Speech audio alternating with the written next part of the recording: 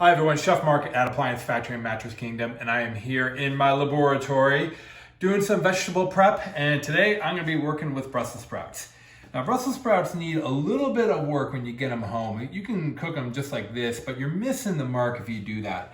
What we're going to do is I like to shave off that root end, and maybe not even shave it off. I take off a decent amount. You can see I take off enough that it lets me knock off these few outside leaves. And these outside leaves are kind of beat up and they're leathery. They're not as nice. One of the things you can do if you want to get fancy is the nice leaves, like this one. That's a really nice leaf. These fry up really nice. You can throw them in a deep fryer and they get crispy and delicious.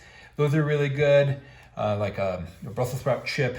And then you can cut these whole. Another way to process this, and this is what I actually prefer, is I cut it down off the root end and in half. Then it's really easy to peel all those extra leaves off. Sometimes it'll feel like you're just peeling and peeling and peeling, but I like to get all of those leaves off so that I end up with a really nice Brussels sprout. Now, if you look here, look how much kind of trash I end up with compared to how many Brussels sprouts I end up with. So if you do this properly, it might feel a little wasteful, but your product is going to taste a lot better if you go to the trouble to do this. So that's my preference for cleaning Brussels sprouts. Regardless of how you're cooking them, I always like to make sure that I clean them nicely before I do so.